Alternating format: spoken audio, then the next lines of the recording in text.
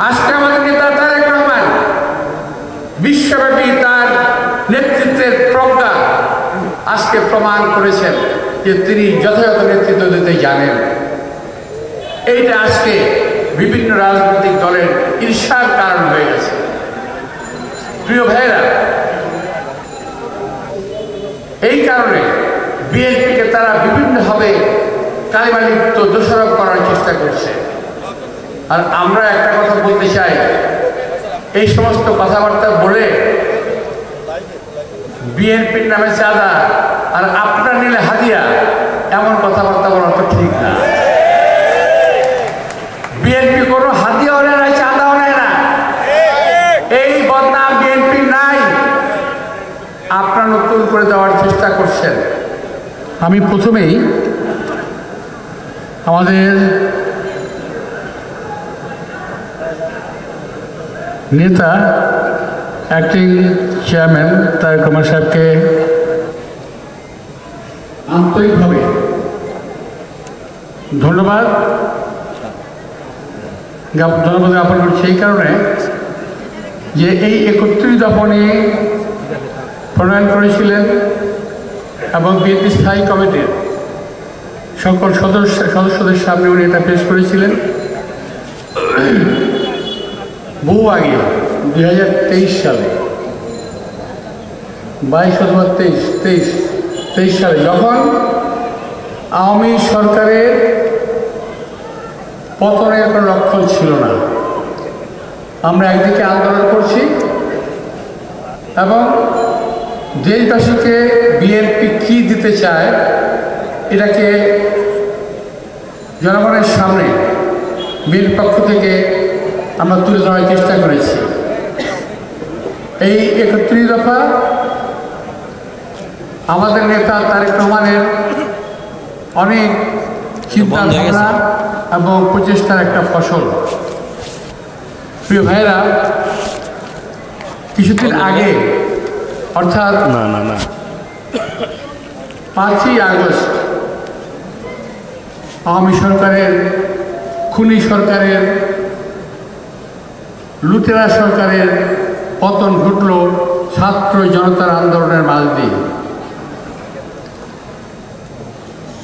তখন কেউ জানতো না এই সরকারের পতন ঘটবে, কিন্তু আমরা আমাদের নেতা তারেক রহমানের নেতৃত্বে দেশনেত্রী বেগম খালেদা জিয়াকে অসুস্থ থাকা অবস্থায়ও ওনার নির্দেশনা মতো রাজপথে কিন্তু আমরা আন্দোলন করেছি। আমার মনে আছে বহুবার এই প্রেস ক্লাবে মিটিং করতে এসে পুলিশের পিটুনি, ধরপাকড়, বহিষ্কারের শিকার আমরা হয়েছি। আমার এটাও মনে আছে যে এই যে স্কুল যেখানে আমরা আজকে সভা করছি, এই স্কুলের যে গলিটা দিয়ে আমরা আসছি, এই গলি দিয়ে আমরা অনেকে পুলিশের হাত থেকে রক্ষা পাওয়ার চেষ্টা করেছি, বিভিন্ন জায়গায় আশ্রয় নিয়ে। আমার অনেক মনে বাজে মনে পড়ে, আমরা যখন প্রেস ক্লাব থেকে চলে আসি, আমাদের এক নেতা, বিএনপির 2 নেতা, যে গাড়িতে 2 জন কিংবা 3 জন জায়গা হবে সেই গাড়িতে 5 জনের মতো উঠে পড়েছে পুলিশের হাত থেকে রক্ষা পাওয়ার জন্যে। কে কাকে রক্ষা করে? আমি ভাবছি আমাকে আমি রক্ষা করছি, ওরা ভাবছে ওরা বোধহয় তাদেরকে রক্ষা করেছে। পুলিশ গাড়ি ঘেরাও করে ফেলল, গাড়ি থেকে আমাদের নেতাদেরকে নামিয়ে নিয়ে গেল। কী কারণে আমাকে ছেড়ে দিল? পরবর্তী পর্যায়ে সবাইকে ছেড়ে দিল। আমি বলতে যাচ্ছি যে আমি একটা ঘটনার কথা বললাম। আপনার আরো মনে আছে এই প্রেস ক্লাবের সামনে আমাদের মহাসচিব ফখরুল ইসলাম আলমগীরের বুক থেকে আমাদের একজন সন্তানকে কেড়ে নিয়ে গেছিল পুলিশ। ছেলের নাম সম্ভবত ছিল রাজ, সম্ভবত আমার যত মনে পড়ে। আমার এটাও মনে আছে যে আমাদের সামনে বসা আমাদের সন্তান সাদেবের শুক্রবার পুত্র ইশরাক, সেও একজনকে ছিঁড়ে নেওয়ার চেষ্টা করেছিল। অর্থাৎ আমরা এটা বলতে চাচ্ছি, আমি কারো গুণকীর্তন প্রতিষ্ঠা করছি না, আমি করছি বাস্তব ঘটনাগুলো যারা অনেকেই জানেন না কিংবা স্বীকার করতে চান না যে এই সরকারের পতনের পিছনে বিএনপির অনেক বলিষ্ঠ একটি ভূমিকা ছিল। সারা বাংলাদেশের জনগণ এই বিএনপিকে সমর্থন দিয়েছিল। আজকে অনেকে বলেন, আমার খুব কষ্ট হয়, আমরা মাঝে মাঝে বলেছি না, একসময় একটা বক্তব্য বলেছিলাম যে বিএনপি প্রাণ পাওয়ার চেষ্টা করেছে কিন্তু প্রাণের ভয়তা ছিল। পুলিশের গুলির মুখে বিএনপি নেতা কর্মীরা যেভাবে জীবন দিয়েছে, বাংলাদেশের রাজনৈতিক ইতিহাসে এমন কোনো দল তৈরি হয় নাই। অথচ অস্বীকার করাই যখন যে বিএনপির কোনো ভূমিকা নাই, বিএনপি পলায়ন করেছিল, বিএনপি 18 নভেম্বর কিছু করতে পারে নাই, কথাটা ঠিক হলো? আপনাদের মনে আছে 28 নভেম্বর যখন আমরা পল্টনে ছিলাম, পল্টনের মাঠে বিএনপি অফিসের সামনে হাজার হাজার লক্ষ লক্ষ কর্মী সবাই ছিল, কিন্তু সরকারের কুচক্রের সামনে সেদিন আমাদের মাইক বন্ধ করে দেওয়া হয়েছিল। আপনার মনে পড়বে ওই দিন আমরা কোনো মাইকের ইনস্ট্রাকশন দিতে পারি নাই। ট্রাকের মধ্যে আমি, ফখরুল ইসলাম সহ আর কয়েকজন ছিলাম ওই ট্রাকের মধ্যে, কিন্তু আমরা কোনো দিক নির্দেশনা তখন দিতে পারি নাই। যা দিয়েছিলাম হ্যান্ড মাইকে দিয়েছিলাম, কিন্তু বড় মাইকের তার কেটে নিয়ে কিংবা মাইক বন্ধ করে দিয়ে আমাদের ওই দিন কোনো কমান্ড দেওয়া হয় নাই। ওই দিন যদি আমরা আমাদের কমান্ড আমাদের তিনদিকে বলতে পারতাম, ওই দিন সরকারের পতন হয়ে যেত। কিন্তু আমাদের ওই সেদিন আমরা সেটা করতে পারিনি, কারণ মাইকটা বন্ধ করে দেওয়া হয়েছিল চারদিক থেকে। প্রিয় ভাইয়েরা, আমি এই কথাগুলো বললাম এই কারণে, অনেকে আজকে 5 তারিখের পরে বিএনপিকে খাটো করে দেখার চেষ্টা করছেন। আলহামদুলিল্লাহ, অনেকে আবার বিএনপিকে অনেক বড় করে ভাবার চেষ্টা করছেন এবং বিএনপি আগামীতে ক্ষমতায় যেতে পারে এই ভয়ে অনেকে বিএনপির বিরুদ্ধে বিষোদ্গার করছেন, বিএনপির বিরুদ্ধে নানান রকম কথাবার্তা বলছেন। অর্থাৎ একটা ভাষা, একটা অনেক প্রাচীন বাংলা অর্থাৎ সংস্কৃতে একটা কথা আছে, মারি ওরি যেভাবে পারি। অর্থাৎ বুঝতে পারছেন? ওরি অর্থ শত্রু, মারি ওরি যেভাবে শত্রু মারতে পারি, মারি ওরি যেভাবে পারি। বিএনপিকে ঘায়েল করার জন্য যা কিছু করা দরকার, দেশের ভিতর থেকে দেশের বাইরে থেকে ষড়যন্ত্র হচ্ছে। প্রধান অস্ত্র কি বিএনপির জনপ্রিয়তাকে দুর্বল করার প্রধান অস্ত্র হলো এখন বিএনপির ছেলেরা নাকি চাঁদাবাজি করে, বলে না? আচ্ছা, এই যে চাঁদাবাজি শব্দটা কি এটা নতুন আসছে নাকি? বহু পুরোনোকালের আদি শব্দ। এখন বিএনপির উপরে চালান করার চেষ্টা করা হচ্ছে, কারণ বিএনপি ক্ষমতায় যাবে কদিন পরে। দুর্বল করার কোনো জায়গা নাই। আমাদের নেত্রী, দেশ নেত্রী বেগম খালেদা জিয়া এই দেশকে তিনবার এই দেশের প্রধানমন্ত্রী ছিলেন, কোনো বদনাম হয় নাই। আমাদের নেতা জিয়া রহমান এই দেশের স্বাধীনতার ঘোষণা দিয়েছিলেন, স্বাধীনতা যুদ্ধ করেছিলেন, এই দেশকে স্বাধীন করেছেন, অনেক সুনাম কামিয়েছিলেন বিশ্বব্যাপী। আজকে আমাদের নেতা তারেক রহমান বিশ্বব্যাপী তার নেতৃত্বের প্রজ্ঞা আজকে প্রমাণ করেছেন যে তিনি যথাযথ নেতৃত্ব দিতে জানেন। এইটা আজকে বিভিন্ন রাজনৈতিক দলের ঈর্ষার কারণ হয়ে গেছে। প্রিয় ভাইয়েরা,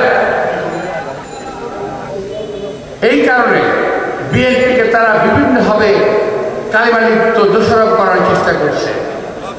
আর আমরা একটা কথা বলতে চাই, এই সমস্ত কথাবার্তা বলে বিএনপির নামে চাঁদা আর আপনার নিলে হাদিয়া, এমন কথাবার্তা বলা তো ঠিক না। বিএনপি কোনো হাদিয়াও নেয় না, চাঁদাও নেয় না, এই বদনাম বিএনপি নাই। আপনারা নতুন করে দেওয়ার চেষ্টা করছেন। আমার কিছু ছোট ভাই আছেন, যারা ছোট ভাই হলেও তারা এখন বড় নেতা, মাঝে মাঝে দু একটা কথা বলে ফেলেছেন, বলেন হয়তো ভুল বলেছেন, সেই কথাকে ধরে বিএনপিকে মাঝে মাঝে ইসলাম বিরোধী করার চেষ্টা করেন। আরে ভাই, বিএনপি একটা সাচ্চা মুসলমানের ধর্ম। সাচ্চা মুসলমান যারা বিএনপি দ্বারা করে, অনেকে করে, আবার অনেকে আছে যারা বিএনপি করেন কিন্তু মুসলমান নন, কিন্তু তারাও তাদের ধর্ম পালন করে। ভাইরা, বিএনপিকে অযথা দোষারোপ করবেন না। হ্যাঁ, বিএনপি আলোচনা করেন, সমালোচনা করেন, সত্যি কথা বলেন, কোনো সমস্যা নাই, কিন্তু মিথ্যা দোষারোপ করলে ইনশাআল্লাহ এটা মানুষ গ্রহণ করবে না।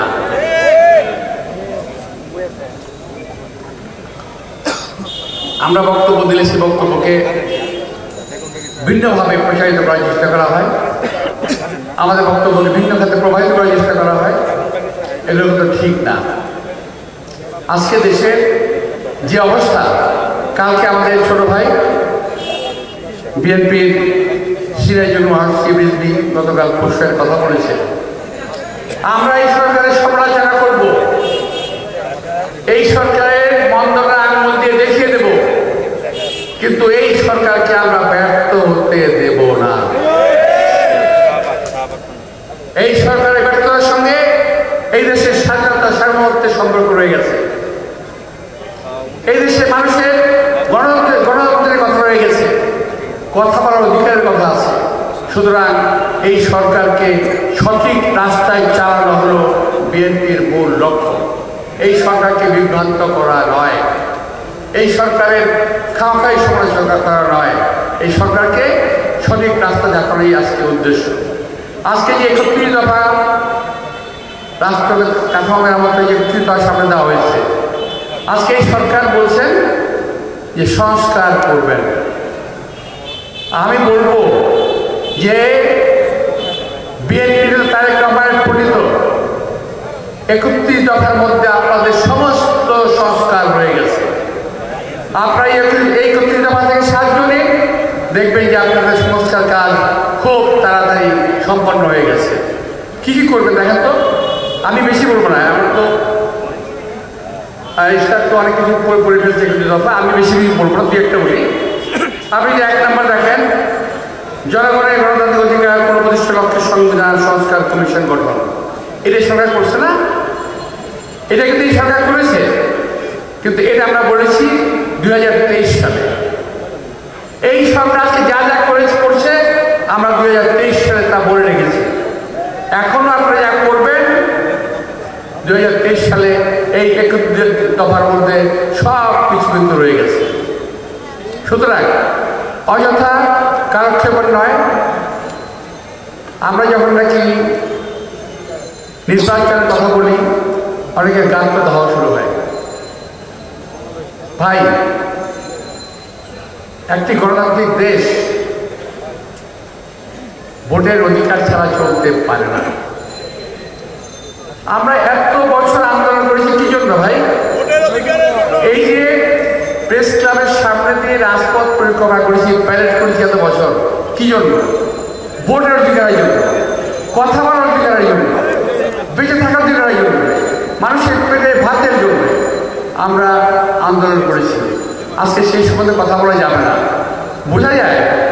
বোঝা যায় নির্বাচন হলে আপনাদের অনেকের ভরাডুবি হবে, সেই ভয়ে আপনারা নির্বাচনে যেতে চান না। আমাদেরকে অনেকে প্রশ্ন করে আমি করতো কবে হলে ভালো হয়, আপনাকে নির্বাচনে যাওয়ার জন্য প্রস্তুত কিনা। আমরা আওয়ামী লীগের সাথে বলেছি যদি কালকেও নির্বাচন হয় বিএনপি নির্বাচনে যাওয়ার জন্য প্রস্তুত, যদি আন্দোলন করতে হয় বিএনপি আন্দোলনের জন্য প্রস্তুত। আমরা আন্দোলন নির্বাচন দুটোই প্রস্তুতি বিএনপির ইনশাল্লাহ আছে। প্রিয় ভাইয়েরা, আমি আপনার একটা কথা বলছি, দুই ব্যাপার আরেকটা বলি। 3 নম্বরে আছে অবাধ সুষ্ঠু নিরপেক্ষ নির্বাচন অনুষ্ঠানের লক্ষ্যে নির্বাচনকালীন দল নিরপেক্ষ তত্ত্বাবধায়ক সরকার ব্যবস্থা পুনর্বর্তন। এটা কি আমরা বলি নাই? আজকেও বলছি, এই সরকারও করার চেষ্টা করতেছে। দোষটা কোথায়? বিএনপি একটু আগে রাখে, আপনার একটু পরে বলছেন, এই তো সমস্যাটা। ভাই, ইদানিং কিছু ঘটনা ঘটছে, আমরা যত নির্বাচনের কথা বলি ততই কিছু সমস্যার সৃষ্টি হয়। ইদানিং কিছু ঘটনা ঘটছে, হয়তো কয়েকদিনের মধ্যে ঘটলো, আরও সামনে ঘটতে পারে, আমি জানি না। এই ঘটনাগুলো কিন্তু একেবারে বিনা বাতাসে হচ্ছে না, কোনো না কোনো জায়গা থেকে বাতাস দেওয়া হচ্ছে, ফেড আপ করা হচ্ছে, যাতে দেশটা একটা অস্বস্তিকর অবস্থার মধ্যে থাকে। কোন অবস্থাতে বিএনপি বাংলাদেশকে অস্থিতিশীল হতে দেবে না। এই কথা আমার চাচা আমাকে বলেছিলেন, যারা খারাপ লোকের ভালো পরামর্শ সেটাও গ্রহণ করতে হবে, কারণ তাদের কিছু উদ্দেশ্য থাকে অসৎ। আমার সন্তুষ্ট হয়েছিল, তাই আমি যে ভালো কাজটা করেছিলাম তার ভয়াবহ পরিণতি আমাকে ভোগ করতে হয়েছে বিগত 45 বছর, যে অত্যাচার বহু সহ্য করতে হয়েছে। তো প্রিয় ভাইরা, আপনারা যারা আজকে দেশকে অস্থির করছেন, আপনারা হয়তো মনে করছেন যে ভালো কাজ করতেছেন, হয়তো মনে করছেন না, এটা ভালো কাজ নয় যারা হচ্ছে। আপনারা কোনো কারো কথাই শুনবেন না, বিদেশিদের কারো পরামর্শ শুনেন না দয়া করে। বিদেশ থেকে আমাদের কয়েকজন ভাই আছেন অনেক বিজ্ঞ, আমি একবার বলেছিলাম বলে তারা আমাকে আবার বলেছে। আমার সময় প্রায় বলেন, আমি বলি কি বলতে থাকেন, আপনাদের বলার অধিকার আছে বলেন, আমারও কথা বলার অধিকার আছে, আমিও বলি। আপনাদের অনেক বুদ্ধি আছে নিঃসন্দেহে, আমার চেয়ে ভালো বক্তা, আমার চেয়ে ভালো বুদ্ধি আপনারা সকলে রাখেন, বিদেশে থাকেন, পরামর্শ দেন। দয়া করে আমাদের সন্তানদের এমন কোনো পরামর্শ দেবেন না যে পরামর্শে এই সন্তানরা উচ্ছৃঙ্খল হয়ে যায়, অতি উৎসাহী হয়ে যায়, শুধু উপর দিকে তাকাবে, নিচের দিকে তাকাবে না, তা যেন না হয়। এই দেশের সবাইকে যেমন উপরে দেখতে হবে তেমনি নিচেও দেখতে হবে, তাহলে দেশের উন্নতি হবে। শুধু উপরে দেখবো নিচে দেখবো না, তাহলে কিন্তু আমরা হোঁচট খেয়ে যাবো। হোঁচট খাওয়ার কোনো রকম সুযোগ দেওয়া যাবে না।